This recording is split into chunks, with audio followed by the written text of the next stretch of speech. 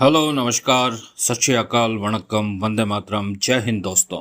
स्वागत है आप सभी का एक बार फिर से गॉगल गुरु ऑडियो बुक चैनल पर। आप सुन रहे हैं दौलत के खिलाड़ी एपिसोड नंबर 9। देवराज चौहान और महादेव उस युवती को अपने उस ठिकाने पर ले आए थे जो जसवंत मेहरा ने उन्हें दे रखा था। 2 कमरों का छोटा सा सुरक्षित फ्लैट था। वहां पहुंचकर महादेव ने 3 चाय बनाई और दोनों को देकर एक चाय खुद ली। युवती के चेहरे पर अभी तक घबराहट के चिन्ह मौजूद थे। तुम अपना नाम बताओ। देवराज चौहान ने चाय के साथ सिगरेट सुलगा ली। रेशमा राय, उसने असह्यत स्वर में जवाब दिया। रेशमा? उसने सिर हिलाया। अब सारी बात बताओ। सब कुछ जानने के बाद तुम लोग मुझे यहाँ से जाने दोगे? वह घबराए स्वर में बोली। क्या मतलब? अभी मुझे खतरा है, प्लीज यहाँ से मुझे निकालना नहीं। 1-2 दिन यही रहने देना, रह लेना। अब अपने बारे में बताओ सब कुछ। बता तो दिया, दोबारा बता दो। रेशमा ने पहले कही सारी बातें दोहरा दी। ब्लैकमैन ने तुम्हें कहाँ रखा था? रेशमा फौरन कुछ न कह सकी।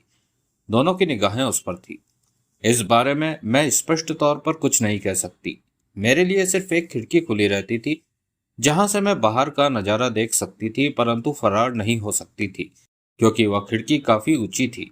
परंतु इतना अवश्य कह सकती हूँ कि वह कोई बड़ा विशाल बंगला था। मतलब कि तुम नहीं बता सकती कि वह बंगला कहाँ हो सकता है। शायद नहीं बता सकती।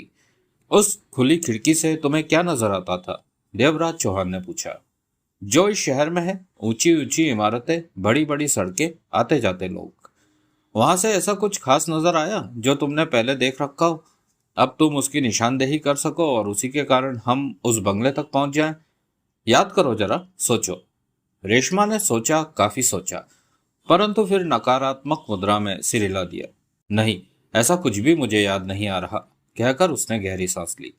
कमाल है, तुम वहां 2 महीने कैद रही और इतने दिनों में किसी भी चीज को पहचान नहीं पाई जो वहां से नजर आती हो। देवराज चौहान ने होठ सिकोड़कर तीखे स्वर में कहा। रेशमा ने सोच भरे अंदाज में पहलू बदला। देखो, हो सकता है मुझे किसी चीज की पहचान हो भी गई हो, परंतु इस समय मैं बहुत परेशान और घबराई हुई हूँ। शायद एक आध दिन बीत जाने पर मुझे कुछ याद आ जाए। देवराज चौहान ने समझने वाले भाव से सिर हिलाया। तुम कौन हो? रेशमा ने पूछा। देवराज चौहान। और मैं महादेव। महादेव जल्दी से बोला। देवराज चौहान ने घूरकर उसे देखा तो सक पकाकर महादेव ने निगाहें घुमा ली।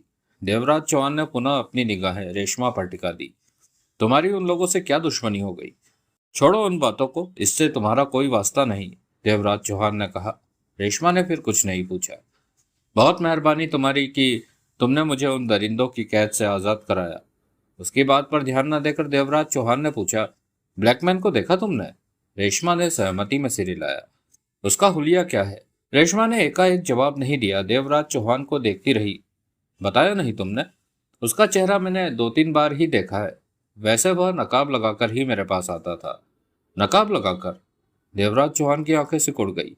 हाँ, और बिना नकाब के तुमने उसे कब देख लिया? बेड पर। 2 बार तो मैंने ही उसका नकाब उतार दिया था। वह नाराज नहीं हुआ? हुआ था, परंतु खास नहीं। प्यार से मैंने संभाल लिया था। तुमने ऐसा क्यों किया? मैं उस कमीने कुत्ते का चेहरा देखना चाहती थी। बहुत घिनौना था वह। ठिकने कद का। सूट पहन ले तो लगता था जैसे बंदर ने सूट पहन लिया हो। जाने कैसे मैं उसे बर्दाश्त करती रही। देवराज चौहान और महादेव जोरों से चौंके। उनकी आंखें आपस में टकराई। रेशमा के शब्द वास्तव में हैरान परेशान कर देने वाले थे। ब्लैकमैन ठिगना है? हाँ। छोटा सा? हाँ। मेरे ख्याल में इसका दिमाग खराब हो गया है, महादेव ने कहा। यह हमें उल्लू बना रही है। क्या मतलब? रेशमा के होठ फैल गए। क्या कहना चाहते हो तुम? उसने तुम्हें कहा कि वह ब्लैकमैन है? देवराज चौहान ने पूछा। कहा था। कमाल की बात करते हो तुम लोग। 2 महीने उसने मुझे अपनी गोद में बिठाए रखा और तुम मुझसे पूछ रहे हो कि वह ब्लैकमैन था या नहीं। इतनी भोली समझते हो मुझे? तुम कैसे कह सकती हो कि वह ब्लैकमैन ही था? उसने खुद कहा था। मेरे सामने वह ट्रांसमीटर पर, फोन पर, वायरलेस सेट पर बातें करता था और खुद को ब्लैकमैन कहता था। इसके अलावा और मुझे क्या सबूत चाहिए? रेशमा की बात वाजिब थी। तो फिर महेश चंद्र का क्या रगड़ा है? वह तो खुद को ब्लैकमैन कहता है। कहीं ना कहीं तो कुछ था ही। क्या सोचने लगे तुम लोग? उन दोनों को खामोश पाकर रेशमा कह उठी। शायद तुम्हें मालूम नहीं कि ब्लैकमैन से हम मिल चुके हैं। देवराज चौहान का स्वर गंभीर था। मिल चुके हो? रेशमा चौंकी। हाँ, आमने सामने, बिना नकाब, बात हुई, बहुत कुछ हुआ, देवराज चौहान ने कहा। और हमारी जानकारी के अनुसार ना तो वह ठिगना है, ना छोटा है, ना ही वह घिनौना है। रेशमा कुछ न कह सकी। वह आम इंसानों की तरह ही है। मैं नहीं मानती। रेशमा ने अपने शब्दों पर जोर देकर कहा। मैं तुम्हें मनवाना भी नहीं चाहता, देवराज चौहान ने पूर्ववत लहजे में कहा। परंतु एक बात तो जाहिर है ही कि तुम्हें या हमें बहुत बड़ा धोखा हुआ है ब्लैकमैन को पहचानने में। रेशमा हाँ या ना कुछ भी ना कह सकी। तुम आराम करो, जब तक तुम चाहो यहाँ रह सकती हो, हमें कोई ऐतराज नहीं। रेशमा को वहीं छोड़कर देवराज चौहान और महादेव दूसरे कमरे में आ गए। इसका राग तो मेरी समझ से बाहर है, महादेव बोल पड़ा। देवराज चौहान ने नई सिगरेट सुलगाकर कश लिया। यह गलत कह रही लगती है कि ब्लैकमैन ठिगना है, देवराज चौहान ने शांत स्वर में कहा। क्या मतलब? महादेव चौंका। तुम कहना क्या चाहते हो कि रेशमा झूठ बोल रही है? मैं उसे झूठा नहीं कहता, बल्कि उसे गलत फहमी हुई हो सकती है। जिस ठिगने व्यक्ति को वह ब्लैकमैन समझ रही, वह ब्लैकमैन ना होकर उसका कोई खास आदमी भी हो सकता है, जो उसकी गैर मौजूदगी में उसका सारा काम संभालता हो। जानने वाले उसे ही ब्लैकमैन के नाम से जानते हो। महादेव ने सिर हिलाया। हाँ, ऐसा भी हो सकता है, महादेव सिकड़े होठों से बोला। तो ब्लैकमैन महेशचंद्र ही है? 100%। देवराज चौहान ने दृढ़ शब्दों में कहा। किस बिना पर ऐसा कह रहे हो? अब तक जो हालात सामने आए हैं उनकी बिना पर, देवराज चौहान बोला। हो सकता है रेशमा सही कह रही हो, होने को कुछ भी हो सकता है, परंतु मेरा ख्याल है कि वह गलत कह रही है। कश लेकर देवराज चौहान विचारपूर्ण स्वर में बोला। ब्लैकमैन महेशचंद्र ही है। कई पलों तक उनके बीच खामोशी छाई रही। दोनों अपने अपने विचारों में मगन थे। अब करना क्या है? देवराज चौहान ने कश लेकर सिगरेट एस्ट्रे में मसल दी। ब्लैकमैन की जायदाद है एक बार मिलन रोड पर। वहां पर शराब के अलावा ड्रग्स का हर तरह का सामान भी मिलता है। रोज लाखों का धंधा होता है वहां। वहां चलना है अब? महादेव ने पूछा। हाँ। देवराज चौहान के चेहरे पर क्रूरता मचल उठी। वहां पर अपनी छाप छोड़नी है, मौत का तांडव करना है वहां, और हमारी यह हरकतें ब्लैकमैन को सामने आने पर मजबूर कर देगी। हो सकता है वह सामने ना भी आए। क्यों? क्योंकि वह खुद चाहता है कि उसका बसाया मौत का शहर तबाह हो जाए। माना कि वह खुद चाहता है, परंतु यह मत भूलो कि हम उसकी असलियत जान चुके हैं। अब उसके बारे में जान ही चुके हैं कि असल में वह कौन है। हमारी जान लिए बिना वह मानेगा नहीं, क्योंकि महेशचंद्र अच्छी तरह जान चुका है कि हमारी जिंदगी में उसकी मौत है और हमारी मौत में उसकी जिंदगी। ऐसे में वह हमें जिंदा छोड़ना कैसे पसंद करेगा? आसानी से वह हमारी जान ले भी नहीं सकता, महादेव कर रहा है। यह तो आने वाला वक्त ही बताएगा कि कौन किसकी जान लेता है। फिलहाल चले। और रेशमा? उसे यही रहने दो, हमारा क्या ले लेगी, एक आध दिन में अपने आप चली जाएगी। दोनों दूसरे कमरे में पहुंचे। रेशमा दीवान पर लेटी थी। उन्हें देखते ही फौरन उठ बैठी। हम कहीं बाहर जा रहे हैं। तुम जब तक रहना चाहो या जाना चाहो तुम्हारी मर्जी है। मेहरबानी, मुझे तुम लोगों का एहसान हमेशा याद रहेगा। दोनों बाहर निकल गए। रेशमा ने आगे बढ़कर दरवाजा बंद किया और कुर्सी पर जा बैठी। उसके चेहरे पर सोच के भाव थे। आंखों में तीव्र चमक विद्यमान थी। बार बार उसकी निगाहें सामने पड़े फोन की तरफ उठ रही थी, परंतु अपनी इच्छा जब्त किए बैठी रही। 15-20 मिनट बीतने पर वह उठी। अब उसके चेहरे पर तसल्ली थी। भरपूर निगाहों से उसने बंद दरवाजे को देखा, जहां से देवराज चौहान और महादेव निकल कर गए थे। फिर आगे बढ़ी और रिसीवर उठाकर नंबर डायल करने लगी। होठों के बीच जहरीली मुस्कान थिरक रही थी। दूसरी बार डायल करने पर लाइन मिली और उसके कानों में जानी पहचानी आवाज पड़ी। हेलो। आवाज सुनते ही रेशमा के होठों की मुस्कान गहरी हो गई। हेलो। कौन? रेशमा? दूसरी तरफ से मर्दाना आवाज आई। हाँ, कैसे हो रंजीत? अच्छा हूँ। आवाज में मुस्कुराहट थी रंजीत की। आजकल क्या कर रहे हो? क्या करना है? देवराज चौहान ने नाक में दम कर रखा है। रंजीत की आवाज में झल्लाहट आ गई। दिन को चैन ना रात को, साला हाथ ही नहीं लग रहा। ब्लैकमैन ने ऊपर से ऑर्डर दे रखे हैं कि देवराज चौहान को खत्म करने के बाद ही चैन लिया जाए, कोई दूसरा काम फिर किया जाए। जसवंत मेहरा का खात्मा हो जाए तो तब भी कुछ राहत मिले, लेकिन अभी तक जरा भी सफलता नहीं मिल रही। जवाब में रेशमा सिर्फ हंसी। ब्लैकमैन ने तुम्हें बढ़िया डिपार्टमेंट दे रखा है, कॉल गर्ल्स रैकेट का कोई झंझट नहीं। कहने के पश्चात ही एकाएक रंजीत बोला। सुना है आज तुम्हारे किसी अड्डे पर गोलियां चली? हाँ। कोई मरा? 4? 4? हाँ, तब मैं भी वहीं थी। अपनी समझदारी से बच निकली। कौन था फायरिंग करने वाला? देवराज चौहान। देवराज चौहान? क्या कह रही हो तुम? रंजीत के स्वर में सतर्कता आ गई। हाँ। रेशमा का स्वर भी संजीदा हो गया। सुनो रंजीत, देवराज चौहान को पकड़ना या मारना तुम लोगों का काम है, मेरा नहीं। मेरा ओहदा तुम लोगों से बहुत छोटा है। मैं पहले मुझे देवराज चौहान के बारे में पूरी बात बताओ कि उसने वहां फायरिंग कैसे। मेरी बात सुनो जो मैं कह रही हूँ। तुम लोग बड़े ओहदेदार हो। देवराज चौहान को पकड़ना मारना तुम लोगों की ड्यूटी है। देवराज चौहान ने तुम सबकी नींद हराम कर रखी है। मैंने ठीक कहा ना? हाँ साला, हाथ नहीं लग रहा वरना। मैंने कारण नहीं पूछा। रेशमा ने उसकी बात काटी। बता रही हूं तुम्हें कि देवराज चौहान ने संगठन का सारा कारोबार ठप कर रखा है। सारे काम रुके पड़े हैं। वे तभी चालू होंगे ना जब वह मरेगा। तुम कहना क्या चाहती हो? मैं देवराज चौहान को पकड़वा दूं तो संगठन मुझे क्या इनाम देगा? इनाम? हाँ, क्योंकि यह संगठन का ऐसा काम है जो मेरे हिस्से में नहीं आता, और फिर इस काम में मेरी जान भी जा सकती है। देवराज चौहान का मामला है। मुझे शक है कि वह कहाँ है, परंतु इस बात की सत्यता की जांच मुझे अपनी जान पर खेलकर करनी होगी। वह तुम नहीं समझोगे। आखिरी शब्द रेशमा ने जानबूझकर झूठ बोले ताकि अपनी बात को प्रभावशाली बना सके। जवाब में रंजीत की आवाज नहीं आई। चुप क्यों हो गए? इस बात का जवाब मैं नहीं दे सकता, ऊपर बात करनी होगी। ओहदेदार हो, इस बात का फैसला भी नहीं कर सकते तुम? इनाम के बारे में फैसला कर सकता था, बशर्ते कि मांगने वाला बाहरी आदमी होता। संगठन का मेंबर इनाम मांग रहा है, ऐसा पहली बार हो रहा है। रंजीत का स्वर गंभीर था। बात कर लो ऊपर। तुम अपना नंबर दे दो। कहाँ हो? मैं तुम्हें अभी फोन करता हूँ। इस फोन का नंबर मेरे पास नहीं है। मैं ही तुम्हें फोन करूंगी। ठीक है, 15 मिनट बाद फोन कर लेना, लेकिन एक बात का जवाब दे दो। बोलो।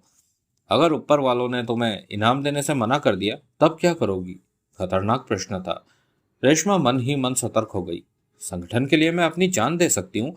संगठन मुझे इनाम देने से मना कर भी दे तब भी मैं देवराज चौहान को हर हाल में पकड़वाने की चेष्टा करूंगी। इसी में हम सबका भला है। गुड। देवराज चौहान के बारे में सारे हालात खुलासा करो। बता दूंगी, तुम पहले ऊपर बात तो कर लो। 15 मिनट बाद फोन करती हूँ। ओके। 20 मिनट पश्चात दोनों में फिर बात हुई। हो गई बात ऊपर वालों से? हो गई। अगर तुम देवराज चौहान को पकड़वा देती हो तो तुम्हें इनाम मिलेगा। यह तुम कह रहे हो या ऊपर वाले? ऊपर वाले। वेरी गुड, फिर तो मजा आ जाएगा। रेशमा की आवाज में हंसी शामिल हो गई। अब देवराज चौहान के बारे में बताओ। हाँ, आज जब मैं एक ठिकाने पर नजर मारने पहुंची तो मैंने देवराज चौहान को ठिकाने में प्रवेश करते देखा। तब मैं दूसरी मंजिल पर थी। इत्तेफाक से मैं देवराज चौहान को पहचानती थी। अखबार में उसकी तस्वीर देख रखी थी। तब एक आदमी मेरे साथ था, बाकी 3 नीचे थे। देवराज चौहान के बारे में आजकल वे सारे हालात मुझे मालूम थे। तभी नीचे से फायर की आवाज आई। मैं समझ गई कि देवराज चौहान अड्डे पर मौजूद ब्लैकमैन के आदमियों को मारने आया है। मैं समझ गई कि मेरी जान भी खतरे में है। सुरक्षा पर तैनात चारों गनमैनों को तो तुम लोग वापस बुला चुके थे ताकि उन्हें भी देवराज चौहान या जसवंत मेहरा की तलाश पर लगाया जा सके। बचने के लिए मैंने अपने हाथ पैर बंधवाकर खुद को एक कमरे में डलवा दिया। यह काम मेरे आदमी ने किया, और ऐसा मैंने इसलिए किया कि देवराज चौहान उस हालत में मुझे पाकर शूट न कर सके। रहम की पात्र बन जाऊं मैं, और ऐसा हुआ भी। उन चारों को समाप्त करके देवराज चौहान ने बंदी अवस्था में मुझे ढूंढ निकाला। फिर? रंजीत के स्वर में व्याकुलता थी। रेशमा ने आगे की सारी बात रंजीत को बता दी। ओ, तो इस वक्त तुम देवराज चौहान के ठिकाने पर हो? हाँ। कहाँ है ये जगह? मालूम नहीं, आते समय ध्यान नहीं दिया और अभी तक बाहर नहीं निकली। मालूम करो फौरन। 1 मिनट। रेशमा ने कहने के पश्चात रिसीवर रखा और पलटकर दरवाजा खोलते बाहर निकल गई। फिर 2-3 मिनट पश्चात लौटी। उसकी आंखों में चमक थी। फोन के पास पड़ा रिसीवर उठाकर बोली, रंजीत? हाँ। नोट करो, बोलो। रेशमा ने फ्लैट का पता रंजीत को बताकर कहा, समझदारी से काम लेना। यह मत भूलना कि मैं भी यहाँ हूँ। अगर तुमने जरा भी जल्दबाजी या गलत ढंग से काम लिया तो मेरी जान खतरे में पड़ सकती है। बच्चों की तरह बातें मत समझाओ मुझे। अक्ल है मेरे पास। देवराज चौहान कब लौटेगा? कह नहीं सकती। वो अपने साथी महादेव के साथ बाहर गया है। ठीक है, हम सब मामला संभाल लेंगे, निश्चिंत रहना। वैसे मेरी जरूरत तो है नहीं, मैं यहाँ से। नहीं, तुम वही रहो। तुम कभी भी हमारे काम आ सकती हो, रंजीत ने कहा और लाइन काट दी। रेशमा ने सोच भरी मुद्रा में रिसीवर रख दिया। वह खूब अच्छी तरह जानती थी कि वह खुद को खतरे में डाल चुकी है। ब्लैकमैन के आदमी गर चुके तो उसकी जान नहीं बचने वाली। देवराज चौहान उसे किसी भी सूरत में जिंदा नहीं छोड़ेगा। शाम के 4 बज रहे थे जब देवराज चौहान और महादेव ने उस बार में प्रवेश किया। बार की शाम रंगीनी पकड़ती जा रही थी। पैगों के दौर शुरू हो गए थे। अभी सिर्फ 3 टेबलें ही थी जिस पर बैठे लोग विस्की का इस्तेमाल कर रहे थे। देवराज चौहान और महादेव ने बार काउंटर के समीप लंबे ऊंचे स्टूलों को देखा। फिर उन पर बैठने के बाद देवराज चौहान ने सिगरेट सुलगाकर कश लिया कि वेटर वहां आ पहुंचा। Order sir. दोनों ने एक दूसरे को देखा।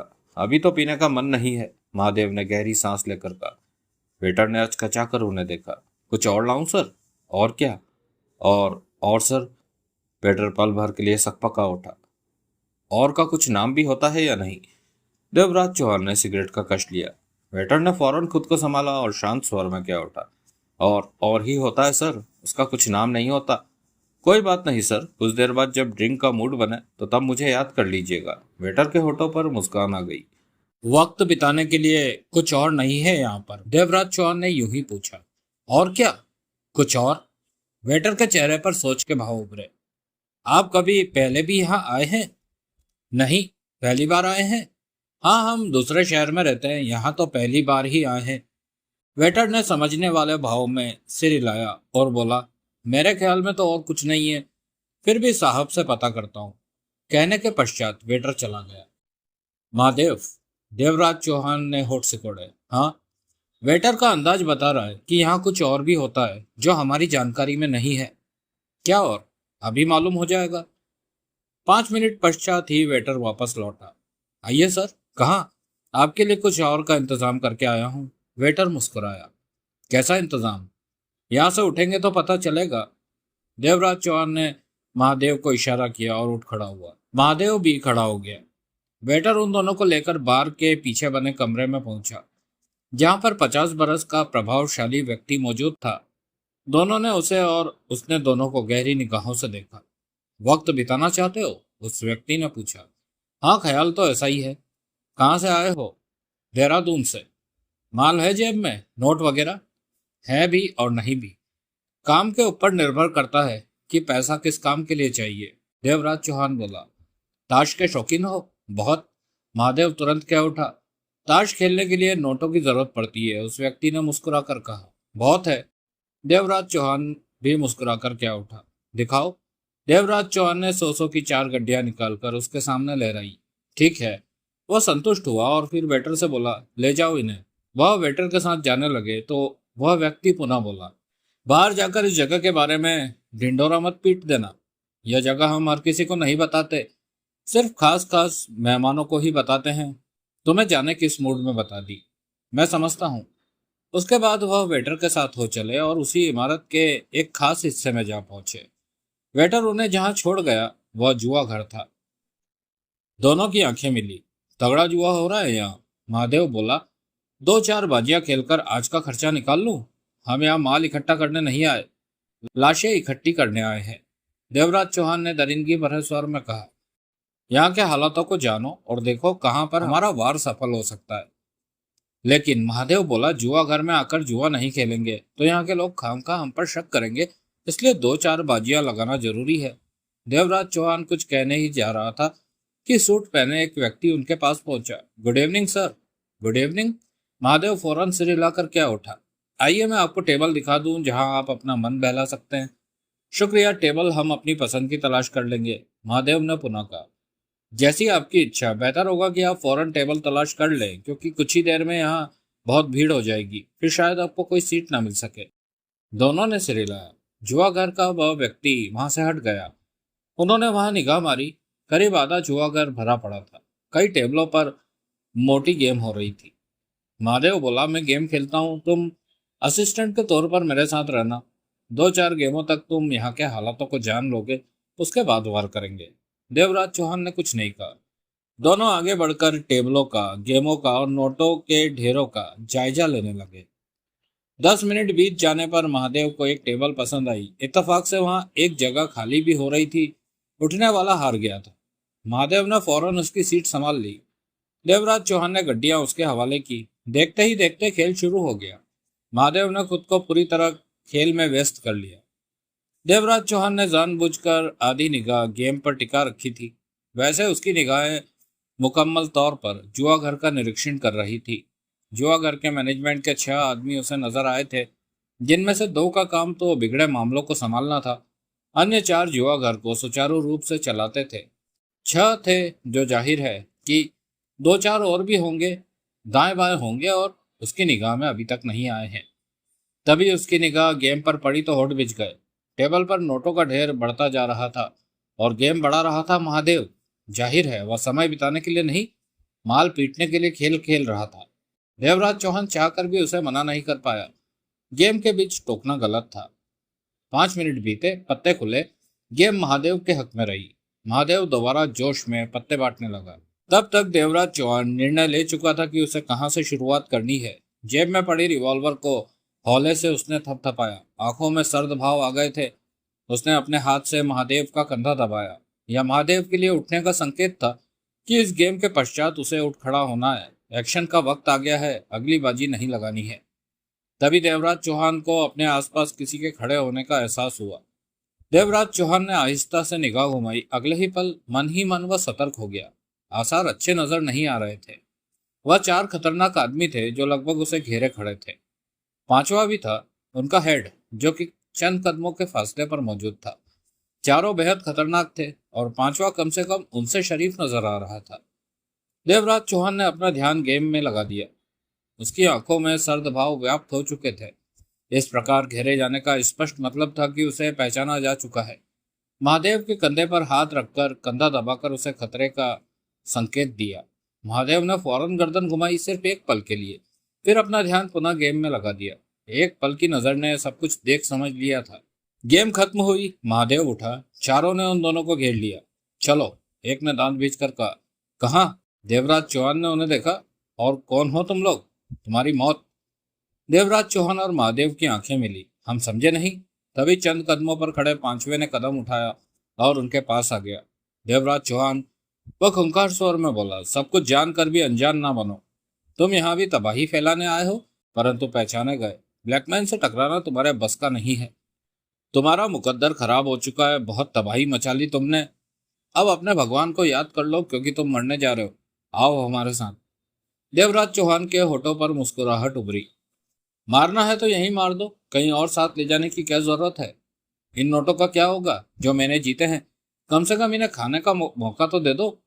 यह हम खा लेंगे, एक ने दरिंदगी भरे स्वर में कहा। अगले ही पल चारों के हाथ में रिवॉल्वर चमक उठी। 5वां खाली हाथ ही रहा। हम यहाँ खून खराबा करके जुए का माहौल बिगाड़ना नहीं चाहते। अगर तुम यहाँ से नहीं चलोगे तो मजबूरन यहीं पर ही तुम लोगों की लाशें बिछानी पड़ेंगी, 5वें ने दरिंदगी भरे स्वर में कहा। महादेव ने उनके हाथों में पकड़ी रिवॉल्वर को देखकर थके स्वर में कहा, देवराज चौहान, यह तो हमें मारकर ही रहेंगे और हमारे पास रिवॉल्वर भी नहीं है। अब तुम्हें रिवॉल्वर की नहीं, दुआओं की जरूरत है। चलते हो या यही फायर करूं? चलो, देवराज चौहान ने स्वर में मायूसी भर ली। सब उनकी तरफ देख रहे थे, परंतु कोई बीच में नहीं आया था। वह चारों देवराज चौहान और महादेव को घेरे में लेकर आगे बढ़े। 5वां उनसे 2 कदम पीछे था। वक्त बहुत ही नाजुक दौर से गुजर रहा था। तभी महादेव उच्च स्वर में बोला, भाई लोगों, एक बार तो माफ कर दो। तुम जैसे लोगों को कभी माफ नहीं किया जा सकता। एक बार भी नहीं, आधी बार भी नहीं। क्यों, हम क्या इतने गिरे हुए हैं? ब्लैकमैन से दुश्मनी लेकर तुमने क्या सोचा कि बच निकलोगे? 5वां गुर्राया। सोचा तो यही था, महादेव ने गहरी सांस लेकर कहा। तो अब बचकर दिखाओ। कैसे दिखाएं? तुम 4 ने तो रिवॉल्वरें हम पर तान रखी है। 2 भी होते तो शायद सोचते। चुपचाप चलते रहो, 5वें ने गुर्राहट भरे लहजे में कहा। मेरे भाई, एक काम कर लो, इसमें हम दोनों का ही फायदा है। क्या मेरे पास रुपये हैं? कुल ₹1,00,000 होगा। या ₹1,00,000 ले लो और हमें छोड़ दो। भगो मत, उसने गुर्राहट भरे लहजे में कहा। यार, ऐसा तो मत बोलो, मैं तुमसे प्यार से बात कर रहा हूँ। तुम भी खामोश हो जाओ। महादेव तो खामोश हो गया, परंतु तभी देवराज चौहान हरकत में आ गया। चलते चलते जाने कब रिवॉल्वर निकालकर हाथ में ले ली और एड़ियों के बल घुमा। ठीक सामने 4 में से 2 थे। उसने पलक झपकते ही 2 बार ट्रिगर दबाया। दोनों की धज्जियां उड़ गई। अन्य 2 और रिवॉल्वर थामे खड़े थे। महादेव को और तो कुछ सूझा नहीं। पास मौजूद कुर्सी उठाकर तीसरे पर दे मारी, जो कि उसके माथे पर लगी। तीसरे के हाथ से रिवॉल्वर छूटकर नीचे जा गिरी और वह खुद भी गिर गया। चौथे ने फायर किया। महादेव बाल बाल बचा। गोली उसकी गर्दन के करीब से गर्माहट देती गुजर गई। महादेव पल भर के लिए सख्ते की सी हालत में खड़ा रह गया था। तभी देवराज चौहान की रिवॉल्वर पुनः गरजी। चौथा और 5वां भी उड़ गए। आधे मिनट में ही 5 लाशें वहां बिछी पड़ी थी। जुए के हाल में मौत से भरा सन्नाटा छा गया था। दरिंदा बन चुका था देवराज चौहान। उसने रिवॉल्वर संभाली और कुछ दूरी पर अलग अलग खड़े दोनों गनमैनों को उड़ा दिया। उसकी रिवॉल्वर का चेंबर खाली हो चुका था, जिसे कि दोबारा भरने का समय नहीं था। नीचे से भरी रिवॉल्वर उठाकर हाथ में ले ली और खाली जेब में रख ली। महादेव की रिवॉल्वर भी हाथ में आ चुकी थी। दोनों खतरनाक शिकारी नजर आ रहे थे। तभी जुआ घर के 3 अन्य कर्मचारी नजर आए। महादेव ने एक के बाद एक तीनों को गोली से उड़ा दिया। 9 लाशें वहां बिछ चुकी थी। मौत का तांडव हो रहा था। हर कोई देख रहा था, परंतु बीच में आने का किसी का भी साहस नहीं था। देवराज चौहान ने महादेव को इशारा किया। अगले ही पल दोनों जुआ घर से निकलकर बार वाले हिस्से में थे। वहां पर उन्होंने उस 50 वर्षीय आदमी को शूट किया जिसने उन्हें जुआ घर का रास्ता दिखाया था। उसके बाद वह वहां से बाहर थे। कार में बैठते ही देवराज चौहान ने कार आगे बढ़ा दी। बुरे बच्चे, महादेव रिवॉल्वर जेब में डालता बोला। हम जो तबाही मचाना चाहते थे उसके लिए वो खुद ही सामने आ गए। एक बार तो हम भी लाइन पर लग गए थे। महादेव की हंसी निकली। हमारी तो जिंदगी ही ऐसी है, लाइन में तो हम 24 घंटे लगे रहते हैं। खुद को बचाते कैसे हैं, यही जरूरी काम हमारे जिम्मे रह गया है। आज ब्लैकमैन है तो कल कोई और होगा, परसों कोई और। यह सिलसिला तो चलता ही रहेगा जब तक हम जिंदा रहेंगे। महादेव ने गंभीरता से सिर हिलाया। उन्होंने तुम्हें पहचान कैसे लिया? एकाएक महादेव ने पूछा। कहीं देखा होगा या फिर अखबार में छपी मेरी तस्वीर देख रखी होगी। देवराज चौहान ने गहरी सांस लेकर कहा, वैसे मुझे आशा नहीं थी कि इतनी जल्दी पहचाना जाऊंगा, लेकिन पहचाने गए। देवराज चौहान के होठों पर मुस्कान आ उभरी। कम से कम एक फायदा तो और हो गया। महादेव हंसा। कैसा फायदा? तुमने मुझे कितने पैसे दिए थे? महादेव ने जेबें टटोलते हुए पूछा। 40,000।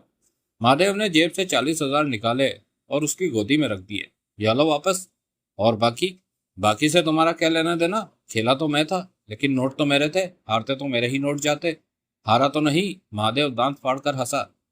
तुम तो सीधे सीधे बेईमानी कर रहे हो। देवराज चौहान के होठों के बीच मुस्कान फंसी थी। शरीफ आदमी हूँ, सीधी सी छोटी सी बात करता हूँ।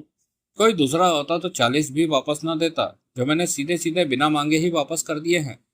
तुम्हारा सीधापन तो मैं कई बार देख चुका हूँ, देवराज चौहान ने व्यंग से कहा। सीधेपन के अलावा मेरे पास है ही क्या? महादेव पुनः हंसा। हम वापस फ्लैट पर चल रहे हैं। अच्छी बात है। दोनों फ्लैट पर पहुंचे। डोरबेल बजाई। चंद पल बीतने के पश्चात दरवाजा खुला। दरवाजा खोलने वाली रेशमा ही थी। वह मुस्कुराकर एक और हट गई।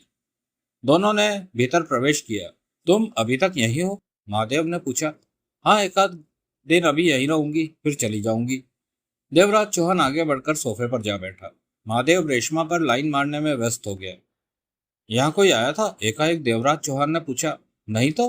रेशमा की निगाहें देवराज चौहान पर जा टिकी। देवराज चौहान के हाथ में रिवॉल्वर चमक उठी। वह खड़ा हो गया। महादेव के चेहरे पर अजीब से भाव आ गए। क्या हुआ? फ्लैट में कोई है महादेव? देवराज चौहान ने होठ भींच कर कहा। फ्लैट में? हाँ। रेशमा का चेहरा फक पड़ गया था। यह तुम कैसे कह सकते हो? मेरी छठी इंद्री मुझे इसका एहसास दिला रही है, देवराज चौहान ने दृढ़ शब्दों में कहा। लेकिन यह कमरा तो खाली है, दूसरा भरा होगा। महादेव की निगाह फौरन दूसरे कमरे की तरफ उठ गई। तभी उस कमरे का दरवाजा खुला और एक 40 वर्षीय अधेड़ व्यक्ति चौखट पर नजर आया। उसके हाथ में रिवॉल्वर थमी हुई थी। चेहरे पर कड़वे भाव थे। तुम्हारी छठी इंद्री ने तुम्हें सही संकेत दिया है देवराज चौहान, वह बोल पड़ा। देवराज चौहान के दांत भिज गए। महादेव दांत किटकिटाकर रेशमा की तरफ पलटा और क्रोध भरे स्वर में बोला, तो यह सब तुम्हारी मेहरबानी है? स्वर में गुर्राहट का समावेश था। रेशमा हड़बड़ाकर 2 कदम पीछे हट गई। आजकल भले का तो जमाना ही नहीं रहा, वह व्यक्ति बोला। देखा, तुम लोगों ने भले के लिए इसे पनाह दी थी, दया की, और इसने तुम लोगों की ही कब्र खोद दी। सही कह रहे हो। देवराज चौहान एक एक शब्द चबाकर क्या उठा। वह हंसा। कौन हो तुम? बंदे को रंजीत सिंह कहते हैं, वह जहरीले स्वर में बोला। मैंने तुम्हारा नाम नहीं पूछा। ब्लैकमैन का आदमी हूं मैं, ऐसा बोलो। महादेव के जबड़े भिज गए। देवराज चौहान ने कहर भरी निगाहों से रेशमा को देखा। और तुम मुझसे बात करो। रंजीत सिंह हंसा। चोर का गवाह चोर ही होता है, तो यह भी ब्लैकमैन की ही औलादों में से है, महादेव ने पूर्ववत लहजे में कहा। समझदार हो। क्या चाहते हो? देवराज चौहान ने उसकी आंखों में झांका। तुम्हारी जान, अगर शराफत से चलो तो तुम्हें कैद करके भी ले जा सकता हूं। यह तुम्हारे ऊपर निर्भर है कि तुम क्या चाहते हो, कैसा चाहते हो। रंजीत सिंह हंसा। इतना दम है तुम में कि तुम हम पर काबू पा सको? देवराज चौहान गुर्राया। है। इंसान हो या सुपरमैन? महादेव ने कड़वे स्वर में कहा। इंसान, लेकिन मैं अकेला नहीं हूँ। कितने हैं कमरे में? एक भी नहीं। क्या मतलब? इस फ्लैट को 50 हथियारबंद आदमियों ने घेरे में ले रखा है। सब एक से एक खतरनाक लोग हैं और उन्हें मालूम है कि वह किस काम के लिए यहाँ आए हैं।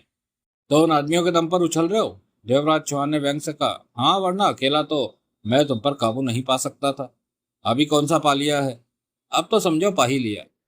देवराज चौहान कुछ कहने ही वाला था कि कॉल बेल बजी। सब चौंके। रेशमा पहले ही खिसक कर दरवाजे के पास पहुंच चुकी थी। कॉल बेल बजते ही उसने जल्दी से अपना हाथ सिटकने की तरफ बढ़ाया। देवराज चौहान चीखा, रुक जाओ! परंतु रेशमा नहीं रुकी। देवराज चौहान ने फायर कर दिया। गोली रेशमा की गर्दन में जा धंसी। उसके शरीर को तीव्र झटका लगा और नीचे गिरते गिरते उसने सिटकनी खोल दी थी। तभी रंजीत सिंह ने हाथ में पकड़ रखी रिवॉल्वर से फायर किया। देवराज चौहान के हाथ से रिवॉल्वर निकल गई। देवराज चौहान सकपका उठा। रंजीत सिंह की तरफ से उसका ध्यान हट गया था। उसी समय दरवाजा खुला और धड़धड़ाते हुए बीसीओ आदमियों ने भीतर प्रवेश किया। सबके हाथ में हथियार थे। देखते ही देखते कमरा भर गया। महादेव को तो रिवॉल्वर निकालने का मौका ही ना मिल पाया। रंजीत सिंह पास आया। उसके चेहरे पर जहान भर का क्रोध चमक रहा था। तुमने रेशमा को शूट कर दिया? रंजीत सिंह ने खतरनाक स्वर में कहा। देवराज चौहान वैशी निगाहों से रंजीत सिंह को देखता रहा। रेशमा मेरी जान थी, रंजीत सिंह ने पूर्ववत लहजे में कहा। ओ, महादेव कड़वे स्वरों में बोला। फिर तो तुम मरे बैठे हो, क्योंकि तुम्हारी जान तो गई। रंजीत सिंह दांत पीस कर रह गया। इसका बहुत बुरा अंजाम तुम्हें भुगतना पड़ेगा देवराज चौहान। हर तरफ आदमी ही आदमी थे, हथियार थे, खूनी आंखें थी, जल्लादी भाव थे। आखिरकार घूमती हुई निगाह रंजीत सिंह पर जा टिकी, जो खा जाने वाली निगाहों से उसे देख रहा था। इतने सारे आदमियों के साथ यहाँ मरे पड़े हो और मुझे अंजाम भुगतने को कह रहे हो? इतने ही बहादुर होते तो अकेले आते या सिर्फ दो चार को ही लेकर आते? मैं बहादुर नहीं हूँ, रंजीत सिंह ने भीचे दांतों से कहा। लगता है ब्लैकमैन ने सब नामर्द ही पाल रखे हैं अपने दड़बे में, महादेव बोला। हाँ, रंजीत सिंह ने सिर हिलाया। सब नामर्द है और इस समय तुम उन्हीं नामर्दों के सामने खड़े हो। देख ली तुम्हारी मर्दानगी। बहादुर हो तो तुम जैसे वो तो हम हैं ही। हमारी बहादुरी का नमूना तुम्हारे सामने है, महादेव बोला। 2 को पकड़ने के लिए 50 को अपने साथ लाए हो। खतरनाक दुश्मन को रंजीत सिंह कभी मौका नहीं देता और हमारे संगठन में तुम खतरनाक के नाम से मशहूर हो चुके हो। हर तरफ देखकर चलना पड़ता है मुझे। मैं कच्चा खेल खेलने का आदी नहीं हूँ। मेरे खेल का अंजाम तुम देख ही रहे हो। देवराज जैसा इंसान बेबस खड़ा है, जिसे सारा संगठन देख भी नहीं पा रहा। उसकी गर्दन मेरी गिरफ्त में है ना देवराज चौहान? हाँ, देवराज चौहान के चेहरे पर वैशी भाव थे। औरतों का सहारा लेकर तुमने यह काम कर तो लिया, और इसमें कौन सी बहादुरी हो गई? तभी एक आदमी बोल पड़ा। यह लोग बहुत बोल रहे हैं रंजीत साहब, इन्हें गोली क्यों नहीं मार देते? रंजीत सिंह ने नहीं की मुद्रा में सिर हिलाया। नहीं, मेरी इच्छा नहीं है इन्हें शूट करने की। जिसे पूरा संगठन नहीं पकड़ पाया, मार नहीं सका, उसे मैंने जिंदा पकड़कर ब्लैकमैन के सामने पेश कर दिया तो हो सकता है मेरी धाक जम जाए, मेरा ओहदा बढ़ जाए, किसी बड़े ओहदे पर बिठा दिया जाऊं मैं। यह जुदा बात है कि अगर यह मुझे मजबूर करेंगे तो इन्हें ऐसे भून दूंगा कि पहचान में भी ना आ सके। रंजीत सिंह के आखिरी शब्दों में क्रूरता भर आई थी। चेहरा लाल सुर्ख होकर धधक उठा था। देवराज चौहान और महादेव की आंखें मिली। दोनों मजबूर थे। कमरे में बीसीओ आदमी हथियारों सहित मौजूद थे। वो दोनों चाहकर भी कुछ नहीं कर सकते थे। अगर कुछ करते भी तो भी हद से हद 5-7 को मार देते। उसके बाद तो उनकी मौत लाजिमी थी। खतरनाक हालात थे, नाजुक समय था। यह वह जिंदगी और मौत के दोराहे पर खड़े थे। तभी रंजीत सिंह सर्द लहजे में बोला। बोलो, अब क्या चाहते हो? क्या मतलब? शराफत से हमारे साथ चलते हो या तुम्हारी लाशें यहीं छोड़ दी जाए? हम साथ चलने को तैयार हैं। गुड। रंजीत सिंह की आंखों में चमक विद्यमान हो गई। उसके बाद उन दोनों को हथियारों के दम पर बाहर ले जाया गया। वहां से गाड़ियों में बिठाकर उन्हें लेकर वो खतरनाक काफिला चल पड़ा। रंजीत सिंह रेशमा को अपनी जान कह रहा था और अपनी जान की लाश ले जाने की उसने जरूरत ही ना समझी, क्योंकि उसकी जान तो अब बेजान हो चुकी थी, उसके लिए बेकार थी। देवराज चौहान ने सिगरेट सुलगाकर कश लिया। तलाशी के दौरान रिवॉल्वर उनसे ले ली गई थी। बुरे फंसे। महादेव ने लंबी सांस ली। देवराज चौहान मुस्कुराकर रह गया। तुम मुस्कुरा रहे हो? मुस्कुराने के अलावा मैं कर भी क्या सकता हूँ? देवराज चौहान हंसकर बोला। अजीब आदमी हो, तुम यहां से बचकर निकल सकते हो? देवराज चौहान ने कहा। यकीन के साथ कुछ नहीं कह सकता, महादेव ने जवाब दिया। हम यहां से निकल सकते हैं क्योंकि ब्लैकमैन के मुताबिक हम खतरनाक हैं। देखा नहीं, रंजीत सिंह हमें पकड़ने आया तो साथ में 50 आदमी लाया। इसी से तुम अनुमान लगा सकते हो कि संगठन के आदमी हमें किन निगाहों से देख रहे हैं। यहाँ पर हमें लाकर बंद किया गया है तो बाहर तगड़ा पहरा होगा। हमें जरा भी गड़बड़ करने का मौका नहीं दिया जाएगा। हाँ, शायद ऐसा ही हो, शायद नहीं, यकीनन। देवराज चौहान ने अपने शब्दों पर जोर दिया। महादेव कुछ ना बोला। देवराज चौहान ने सिगरेट का कश लिया। मामूली सी छोकरी फंसा गई हमें, महादेव बोला, वरना बड़े बड़े हथियार हमारा कुछ नहीं बिगाड़ सकते थे। देवराज चौहान हंसा। कभी कभी ऐसा भी होता है। साली हमारा कांड कर गई। मरते मरते अगर वह दरवाजा ना खोल पाती तो किसी तरह रंजीत सिंह पर काबू पाकर मामले को अपने हक में निपटा सकते थे। महादेव ने दांत भींच कर कहा, मुझे शांति है कि मैंने उसे उसकी गद्दारी और चालाकी की सजा दे दी। अब क्या किया जाए? अभी तो कुछ भी करना हमारे बस में नहीं है और लोग हमारी जान ले सकते हैं। अगर ऐसा हुआ तो उस स्थिति में हम कुछ भी नहीं कर सकेंगे। हमें मरना होगा, देवराज चौहान ने स्पष्ट कहा। इसलिए खामोशी से बैठकर हमें आने वाले वक्त का इंतजार करना चाहिए। मतलब कि राम भरोसे। हाँ, देवराज चौहान का स्वर गंभीर था। अभी कुछ नहीं किया जा सकता। आगे आने वाला वक्त ही बताएगा कि क्या होगा। बिल में बंद होकर मरने का मजा नहीं आएगा, महादेव बोला। अपनी ख्वाहिश जाहिर कर देना, वह बाहर ले जाकर गोली से उड़ा देंगे। जवाब में महादेव होठ भींच कर रह गया। रात से उन्होंने कुछ नहीं खाया था। भूख लग रही थी, परंतु खाना तो क्या, कोई पानी भी पूछने नहीं आया। रात जैसे तैसे कटी। अगले दिन सुबह दरवाजा खुला। 10 हथियारबंद आदमियों ने भीतर प्रवेश किया। हथियारों के जेरे साए उन्हें नहाने धोने का पूरा मौका दिया गया। उसके बाद वापस उसी कमरे में लाकर खड़ा कर दिया। इस दौरान देवराज चौहान और महादेव ने स्पष्ट नोट किया था कि हथियारबंद सारे व्यक्ति खतरनाक थे और हर पल उनकी किसी शरारत पर फायर करने को आमादा थे। लेकिन उन्होंने ऐसा कुछ नहीं किया कि उन्हें शूटिंग की जरूरत पड़े। उनके लिए नाश्ता लाया गया। नाश्ता लाने वाले 4 आदमी थे। नाश्ते में हर वस्तु शामिल थी और करीब 4 आदमियों का नाश्ता था वह। रात की पूरी कसर निकल गई। दोनों ने बिना कुछ कहे नाश्ता किया। बाद में बर्तन वहां से ले जाए गए और उन्हें कॉफी पेश की गई। इस दौरान 10 हथियारबंद व्यक्ति अपनी ड्यूटी को मुस्तैदी से भुगता रहे थे। उनकी पैनी निगाहें एक साथ उन दोनों की हरकतों का बारीकियों से निरीक्षण कर रही थी। देवराज चौहान ने कॉफी का घूंट भरकर सबको देखा। अब वह दोनों खुद को बेहतर महसूस कर रहे थे। देवराज चौहान के होठों पर मुस्कान बिखरती चली गई। तुम लोगों का बाप ब्लैकमैन कहाँ है? देवराज चौहान ने पूछा। मालूम नहीं। तो क्या मालूम है? इतना कि तुम दोनों सामने हो, हमारे हाथ में हथियार है। यहां भी तुम दोनों में से किसी ने जरा भी शरारत करने की कोशिश की तो तुम लोगों को फौरन शूट कर दिया जाएगा। जवाब मिला। सीधी तरह कहो कि भाड़े के टट्टू हो, जो तुम्हारा मन हो समझ लो। अब क्या करना है? नाश्ता वगैरह तो हमने कर लिया, देवराज चौहान बोला। कुछ नहीं करना, तुम दोनों को पहले की तरह बंद करके चले जाना है। ब्लैकमैन से मुलाकात नहीं होगी। मालूम नहीं, हमें जो हुक्म मिला है हम वही काम कर रहे हैं। किसने दिया है हुक्म? ब्लैकमैन ने। हुक्म देने वाले और बहुत है। ऐसी छोटी मोटी बातें ब्लैकमैन साहब नहीं कहते। हमें इस तरह कब तक रहना पड़ेगा? महादेव ने पूछा। मालूम नहीं, हम सिर्फ अपने काम से मतलब रखते हैं। उन्होंने कॉफी समाप्त की तो बर्तन समेटकर बाहर निकल गए। बाहर से दरवाजा बंद कर दिया गया। वह पहले की तरह बंद हो गए। 2 दिन इस तरह बंद रहे तो दिमाग खराब हो जाएगा।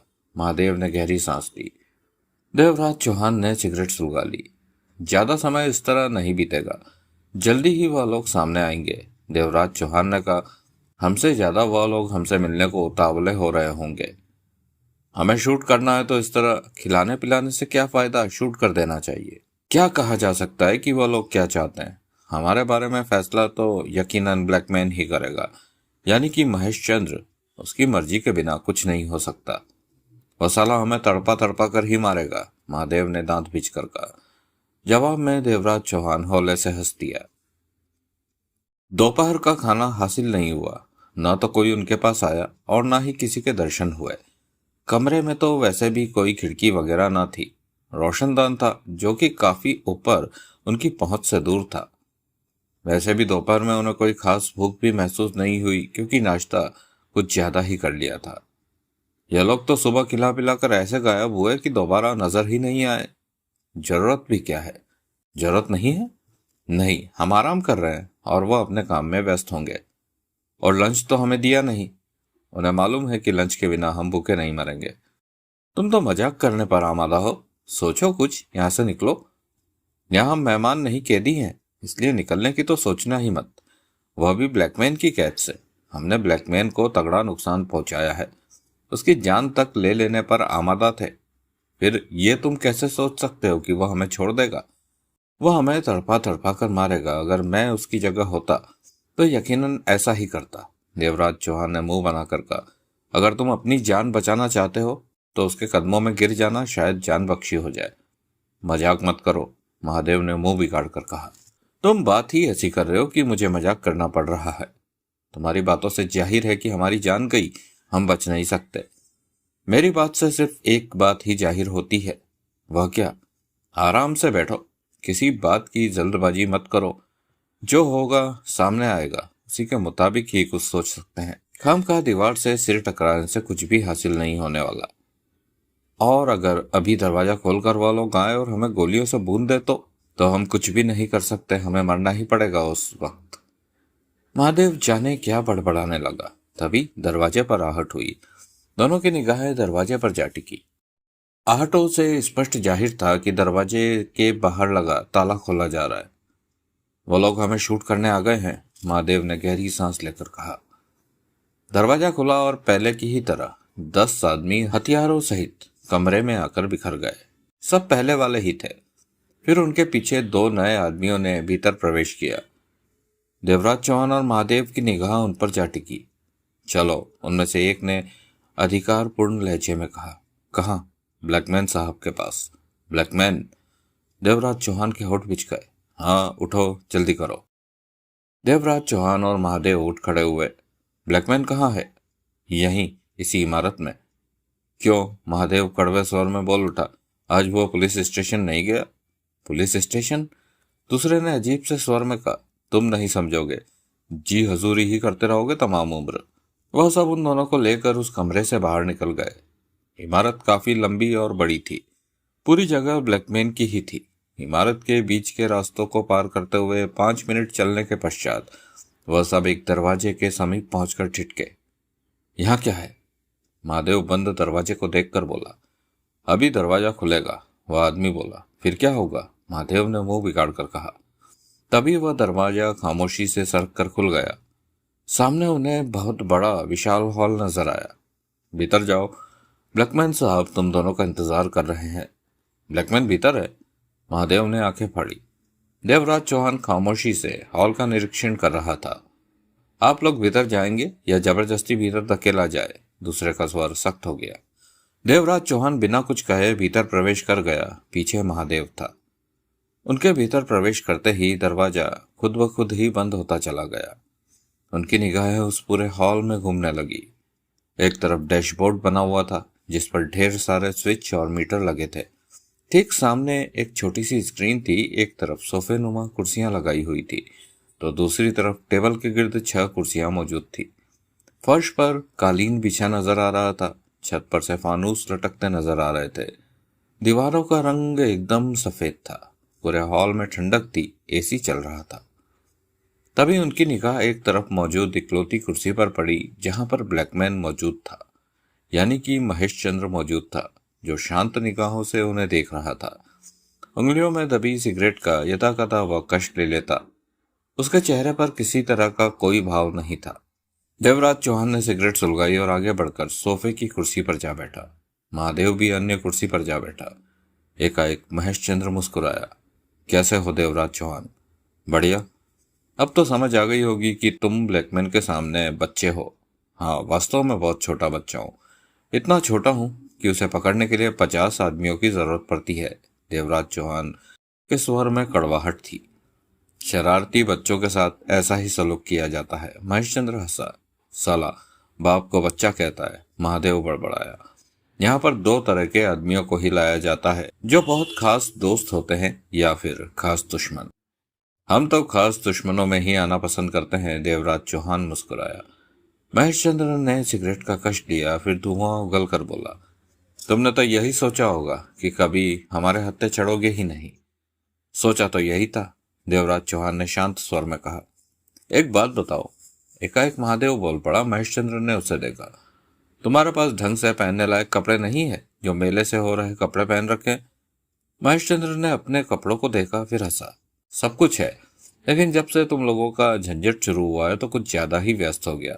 समय ही नहीं मिला कपड़े बदल लेने का। महेशचंद्र ने बेहद शांत स्वर में जवाब दिया। महादेव ने सक पकाकर मुंह घुमा लिया। अब कहो, तुम दोनों का क्या हाल करूं? बहुत नुकसान किया है तुमने मेरा, बहुत तबाही मचाई है, और उस तबाही और नुकसान की परवाह भी नहीं है मुझे, क्योंकि मैं ब्लैकमैन के नाम को खामोशी से छोड़कर शांति वाली जिंदगी बिताना चाहता हूं, परंतु अंतिम समय में तुमने बहुत गड़बड़ कर दी। देवराज चौहान ने कष्ट लेकर पहलू बदला, फिर क्या उठा। महेशचंद्र, हम तुम्हारे रास्ते में नहीं आए, तुम ही हमारे रास्ते में आए थे। किशोर साहू के यहाँ हमने डकैती डाली तो तुम बीच में टपक पड़े। डकैती का सारा माल अपने कब्जे में ले लिया। माल वापस करने के बदले शर्त रखी कि हम ब्लैकमैन से टकराएं, जबकि ब्लैकमैन तुम खुद ही थे। यह ड्रामा तुम जानबूझकर करना चाहते थे ताकि अपने हाथों से बनाई अपराध की दुनिया को मेरे हाथों खत्म करवा सको और मशहूर कर सको कि ब्लैकमैन नहीं रहा, तबाह हो गया है। गलती तुमने शुरू से ही कर दी थी। कैसे? इस काम के लिए तुमने गलत आदमी का चुनाव कर लिया। देवराज चौहान बोला, मानता हूं। दूसरी गलती तुमने मामला मुझसे छिपा कर की। अगर तुम साफ साफ कह देते कि तुम ही ब्लैकमैन हो और इन सब कामों से मुक्ति पाना चाहते हो तो मैं तुम्हारा यह काम आसानी से कर देता, परंतु तुमने मेरे साथ खेल खेला, और देवराज चौहान के साथ खेल खेलने का नतीजा बहुत भयानक होता है। और इस खेल के दौरान तुमने मेरी जान देने की भी कोशिश की, जो कि सबसे गलत बात थी। ब्लैकमैन तुम्हारी जान तो लेगा ही। महेशचंद्र हंसा, क्योंकि तुम इसका नुकसान कर रहे हो। खूब, शह भी तुम्हारी और मात भी तुम्हारी। देवराज चौहान कहर से बोला, हाँ ऐसा ही होता है। महेशचंद्र ने सिगरेट का कश लिया। सारी साजिश मेरी थी देवराज चौहान, और तुम उसमें फंस गए। एक गलती मैंने और भी कर दी थी, वह भी बता दो। तुम्हें जसवंत मेहरा का साथ मिल गया। तब मैंने नहीं सोचा था कि तुम जसवंत मेहरा के साथ मिलकर इतने खतरनाक हो जाओगे कि मेरी अपनी जान पर ही आ बनेगी। भूल में हो, जसवंत मेहरा मेरे साथ होता या ना होता, इससे मुझे कोई फर्क नहीं पड़ना था। मैं जब जिसके लिए खूंखार हो जाता हूँ तो लड़ने के लिए मुझे हथियार की नहीं, हाथों की जरूरत पड़ती है। देवराज चौहान दांत बींच कर बोला। महेशचंद्र उसे देखता रहा, बोला कुछ नहीं। मैं ब्लैकमैन के पीछे पड़ गया था तो जाहिर है उसका खात्मा होना जरूरी था। बहुत बहादुर हो तुम। खास नहीं, लेकिन जो काम हाथ में ले लेता हूँ उसे पूरा करके ही रहता हूँ।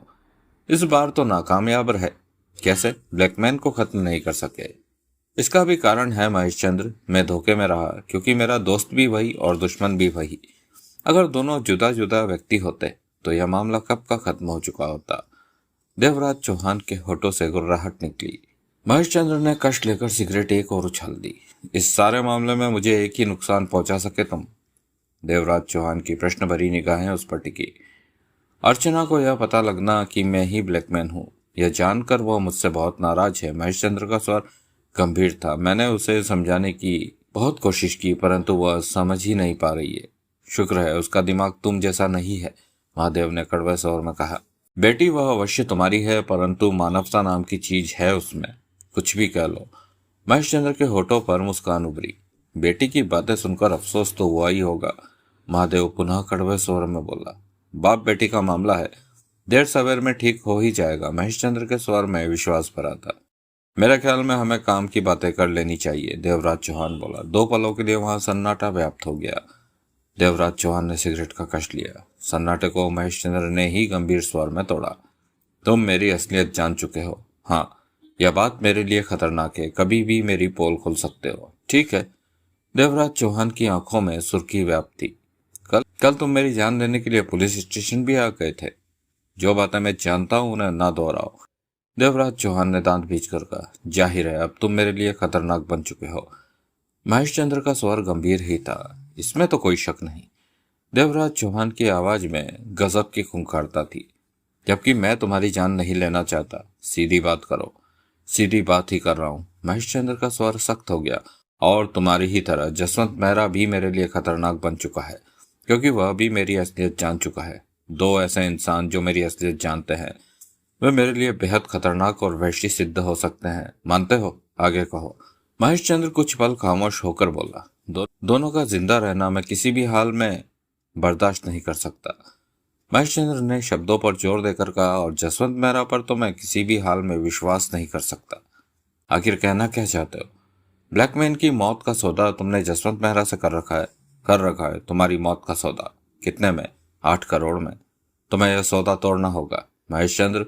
देवराज चौहान के सौदे कभी नहीं टूटते, लेकिन यह सौदा टूटेगा। क्यों? मैं तुम्हें 16 करोड़ दूंगा। किस वास्ते? मेरे बारे में अपनी जुबान बंद रखने और जसवंत मेहरा को खत्म करने के लिए। यह किसी भी हाल में संभव नहीं। बड़े से बड़ा संभव काम संभव हो जाता है देवराज चौहान, महेशचंद्र ने खतरनाक स्वर में कहा। लेकिन तुम्हारी यह बात नहीं मानी जाएगी। दोनों लंबे समय तक एक दूसरे की आंखों में घूरते रहे। महादेव होठ बीचे दोनों को देखे जा रहा था। देवराज चौहान, तुम्हारी जिंदगी और मौत इस समय मेरे रहमो करम पर है, तो मैं तुम्हारी जान ले सकता हूँ। जो बात सच है उसे दोहराने से क्या मतलब? मैं तुम्हें बस ये याद दिला रहा हूं कि कहीं यह बात तुम भूल ना जाओ। नहीं भूला। अगर अपनी जान बचाना चाहते हो तो तुम्हें मेरी बात माननी होगी। जसवंत मेहरा के कत्ल की बात, हाँ, यह तो सरासर गद्दारी हुई, परंतु अपनी जान बचाने के लिए तो हर बात जायज है। देवराज चौहान कुछ कहने ही वाला था कि महादेव फौरन बोल पड़ा, तुम 16 करोड़ दोगे? स्वर में लालच का भाव आ गया। हाँ, पक्का कह रहे हो? इसमें झूठ बोलने का क्या मतलब? 16 करोड़ है ना तुम्हारे पास? महादेव ने जैसे अपनी बात को पक्का करना चाहा। मेरे पास अरबों रुपया है। 16 करोड़ बहुत मामूली रकम है मेरे लिए। मत बोलो, इस समय तुम इंस्पेक्टर महेशचंद्र से नहीं, ब्लैकमैन से बात कर रहे हो, जो इस शहर की ताकत है। अंडरवर्ल्ड किंग हूं मैं। महादेव फौरन बोल पड़ा, हमें मंजूर है। क्या? यही कि हम जसवंत मेहरा को खत्म कर देंगे, महादेव ने कहा। देवराज चौहान ने दांत भींचकर महादेव को देखा। महादेव, चिल्लाओ मत। हम किसी से गद्दारी नहीं करेंगे महेशचंद्र की यह बात मानकर। महेशचंद्र की बात मानने में हमें 2 फायदे हैं देवराज चौहान। एक तो हमारी जान बच जाएगी, जो कि इसके कब्जे में है। दूसरे, हमें 16 करोड़ मिलेंगे। इतनी मोटी रकम, हर तरफ फायदा ही फायदा। लेकिन छोड़ो।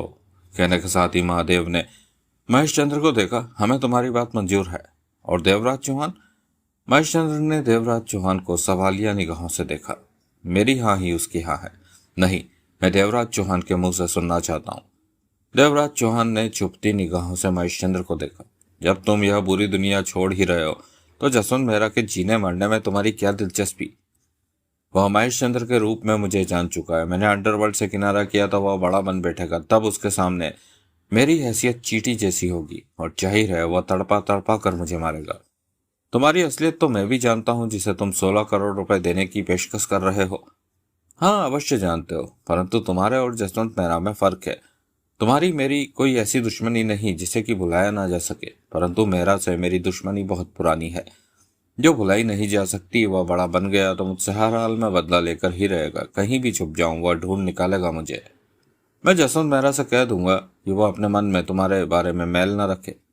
ऐसी थोथी बातों पर मैं विश्वास नहीं करता। मुझे सिर्फ काम चाहिए अपनी पसंद का। देवराज चौहान ने महादेव को देखा। ठीक है यार, 16 करोड़ आ रहा है। जसवंत मेहरा हमारा कौन सा भाई लगता है जो हम इस बारे में ज्यादा सोचे, और फिर इस बारे में हमें खास मेहनत भी नहीं करनी पड़ेगी। उसे तो हम कभी भी मार सकते हैं। सोच लो महादेव, ये जसवंत के साथ गद्दारी होगी। भाड़ में गई गद्दारी यार, अपना काम निकालो, महादेव ने कहकर महेशचंद्र को देखा। तुम्हारे वो 16 करोड़ कहाँ हैं? दरअसल हमारी आदत माल पहले लेने की है। महेशचंद्र मुस्कुराया। खास लोगों की खास आदतों की मैं कदर करता हूँ। महेशचंद्र हंस पड़ा। अभी हमारी बातें पूरी नहीं हुई, तो जल्दी से पूरी करो और माल की झलक दिखलाओ, महादेव ने बेचैनी से कहा। महेशचंद्र ने नई सिगरेट सुलगाकर कश लिया। यह बात तो तुम लोगों के फायदे की हुई, तो कुछ मेरा भी सोचो। क्या बाहर निकलते ही तुम लोग अपनी बात से पीछे हट गए या मुकर गए तब? ऐसा नहीं होगा, महादेव ने जल्दी से कहा। क्यों नहीं होगा? इस बात का तुम्हें हम पर विश्वास करना ही पड़ेगा, महादेव ने सिर हिलाया। जसवंत मेहरा ने भी तो तुम पर विश्वास करके 8 करोड़ का सौदा किया था। महेशचंद्र कटुता से भरे स्वर में कह उठा।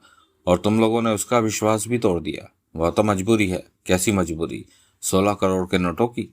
नहीं, अपनी जान बचाने की मजबूरी। हमारी जान तुम्हारे हाथों में है। मजबूरी में हमें तुम्हारी यह बात माननी पड़ रही है, महादेव ने खींच भरे स्वर में कहा।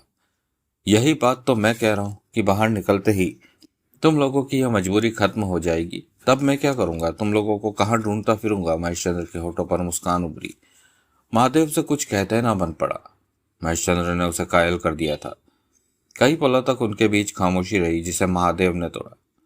इन सब बातों का तो सिर्फ एक ही रास्ता है कि 16 करोड़ हमें काम होने के बाद दे देना।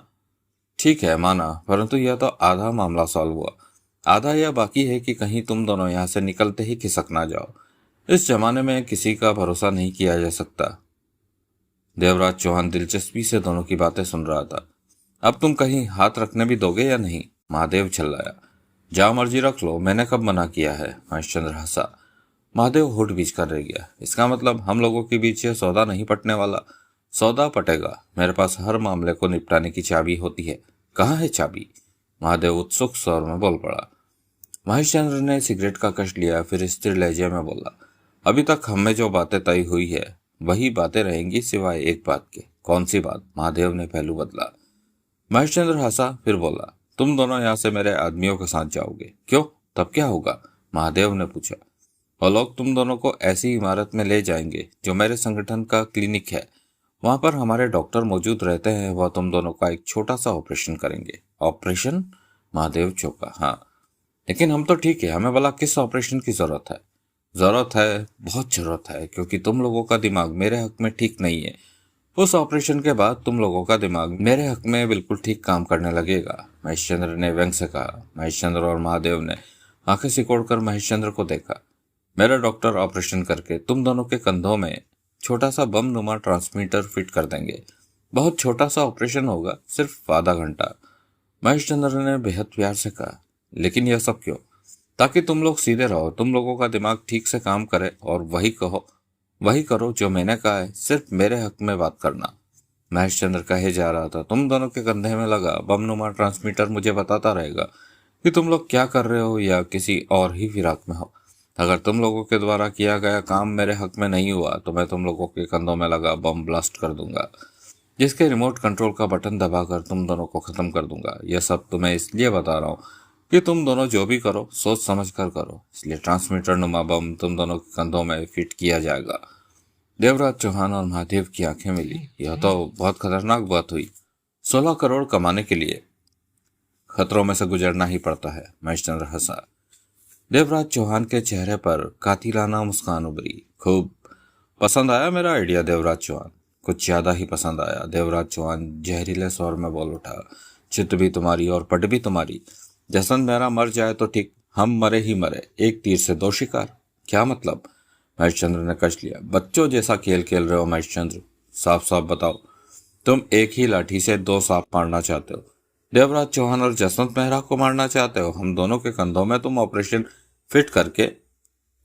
करके ट्रांसमीटर नुमा बम फिट कर दोगे और हमारे हाथों जसवंत मेहरा का कत्ल करवाओगे। और जब यह काम हो जाएगा तो रिमोट कंट्रोल का बटन दबाकर हम दोनों को भी उड़ा दोगे। इस तरह तुम्हारी राह के दोनों कांटे हट जाएंगे। इस बार तुम खतरनाक साजिश को जन्म देने जा रहे हो। महेशचंद्र ने बुरा सा मुंह बनाया। बड़ी वाहियात सोच है तुम्हारी। और सही सोच क्या है? देवराज चौहान ने कड़वे स्वर में कहा। दरअसल बात यह है कि मैं जसवंत मेहरा को खत्म करवाना चाहता हूं, जो कि मेरी पहुंच से बाहर है, परंतु तुम लोगों की पहुंच में है देवराज चौहान। आजकल तुम उसके खासम खास बने हुए हो, जब भी चाहो उसकी गर्दन उड़ा सकते हो। इसलिए मैं चाहता हूं कि यह काम तुम लोग करो। तो फिर हमारे कंधों में बम लगाने की क्या जरूरत है? यह काम हम वैसे ही कर देते हैं। मुझे तुम लोगों पर विश्वास नहीं कि मेरा काम सीधी तरह कर दोगे। विश्वास करके देखो। किसी को टेस्ट करने का समय नहीं है मेरे पास। मैं सीधे काम चाहता हूँ। और अगर जब हम मेहरा को उड़ा देंगे तो तुम रिमोट कंट्रोल का बटन दबाकर। नहीं, तुम्हारा वहम है, ऐसा कुछ नहीं होगा। महेशचंद्र बोला। वहम नहीं, हकीकत है। बहुत खूबसूरत चाल चल रहे हो महेशचंद्र हमारे साथ में। एकाएक महेशचंद्र के होठों से गुर्राहट निकली। वो खड़ा हो गया। देवराज चौहान। महेशचंद्र के चेहरे पर क्रोध नाच रहा था। मेरी बात मानते हो या नहीं? कोई भी समझदार आदमी तुम्हारी बात नहीं मान सकता। मतलब कि नहीं मानोगे? वह गुर्राया। नहीं। देवराज चौहान ने होठ भींचकर जवाब दिया। अपनी मौत के परवाने पर मैं दस्तखत नहीं कर सकता, लेकिन मैं तो कर सकता हूँ। या वही होगा जो मैं चाहता हूँ। और तुम ज्यादा से ज्यादा हमें गोली से उड़ा सकते हो महेशचंद्र। नहीं, तुम लोगों को मारना होता तो यहाँ पकड़ कर ना लाया जाता। यह मेरा ही आदेश था कि तुम लोगों को जिंदा पकड़ने का, अगर हो सके तो, क्योंकि मैं तुम लोगों के हाथों जसवंत मेहरा को खत्म करवाना चाहता हूँ। अब भी यही होगा। मेरे प्लान पर ही अमल किया जाएगा। देवराज चौहान का चेहरा धधक उठा। महादेव सतर्क हो गया। जबरदस्ती? हाँ, और तुम लोग वही करोगे जो मैं चाहूंगा। महेशचंद्र खतरनाक लहजे में बोला। देवराज चौहान दांत किटकिटा उठा। यह तो जबरदस्ती का सौदा हम पर थोप रहा है। महादेव बोला। और तुम लोग कुछ नहीं कर सकते? महेशचंद्र ठाका लगाकर हंस पड़ा। महादेव ने प्रश्न भरी निगाहों से देवराज चौहान को देखा। उसके होठ भींचे हुए थे, आंखों में जैसे अंगारे दहक रहे थे, जबकि देवराज चौहान का चेहरा अब शांत हो गया था। यह ठीक कह रहा है। महेशचंद्र का ठहाका पुनः गूंजा। महादेव दांत पीसकर उसे देखता रह गया। देवराज चौहान का चेहरा भावहीन था। महेशचंद्र आगे बढ़ा, डैशबोर्ड पर रखा नकाब उठाकर चेहरे पर डाला और जेब से निकालकर हाथ में थाम रखे रिमोट कंट्रोल का बटन दबाया, जिसके प्रत्युत्तर में दरवाजा खुला और उन्हीं दो आदमियों ने भीतर प्रवेश किया। नंबर 7 और नंबर 20। जी, दोनों ने सतर्क मुद्रा में कहा। यह दोनों तुम लोगों के हवाले है। इन्हें डॉक्टर मूर्ति के पास ले जाओ। Yes sir. क्या करना है? डॉक्टर मूर्ति को मैं फोन पर बता दूंगा, महेशचंद्र ने सख्ती भरे स्वर में कहा। जी, हम अभी इन दोनों को डॉक्टर मूर्ति तक पहुंचा देते हैं। देवराज चौहान के चेहरे पर दरिंदगी की लहर उभरी। तुम्हारी यह साजिश तुम्हारे लिए महंगी ना पड़ जाए। स्वर में खतरनाक भाव थे। ब्लैकमैन महंगे काम करने का आदी है। महेशचंद्र गुर्राया। साले बूढ़े खुसट। महादेव दहाड़ा। मैं तेरी। ले जाओ इन्हें। महेशचंद्र नकाब में से गुर्राया। दोनों देवराज चौहान और महादेव को रिवॉल्वरों के दम पर बाहर ले जाने लगे। जल्दी मुलाकात होगी हमारी। नहीं, महेशचंद्र वहशी ठाका लगा उठा। अब हमारी मुलाकात कभी नहीं होगी। देवराज चौहान ने शब्दों को चबाया। हमारी मुलाकात जरूर होगी, वह भी आखिरी होगी। आखिरी मुलाकात भी होगी, लेकिन बहुत दूर से। बम तुम्हारे कंधे में होगा और रिमोट कंट्रोल का बटन मैं दबाऊंगा। समझे देवराज चौहान? हमारी आखिरी मुलाकात किस शक्ल में होगी? मुलाकात की शक्ल तो मैं बनाऊंगा। देवराज चौहान मौत से भरे स्वर में बोला। इस समय तुमने अवश्य मुझे बेबस कर रखा है, परंतु तब मैं बेबस नहीं होऊंगा, और तब मैं तुम्हारे सिर का एक एक बाल नोच कर खा जाऊंगा। महादेव दहकते स्वर में बोला। अभी तुमने मेरा असली रूप देखा नहीं, महेशचंद्र की औलाद। ले जाओ इन्हें। महेशचंद्र जोरों से हंस पड़ा। इनके पास कहने को कुछ नहीं है। जब तक ये खड़े रहेंगे इसी तरह भौंकते रहेंगे। डॉक्टर मूर्ति के पास पहुंचा दो इन्हें। रिवॉल्वरों के दम पर वह देवराज चौहान और महादेव को बाहर ले गए। बाहर खड़े आदमियों ने उन दोनों को हथियारों पर रख लिया। वह बेबस थे, बेबस ही रहे। दोस्तों, इस बेहद शानदार, दिलचस्प और एक्शन से भरपूर कहानी को आप सुन रहे हैं गॉगल गुरु ऑडियो बुक चैनल पर। शीघ्र ही मुलाकात होगी इसके अगले एपिसोड में।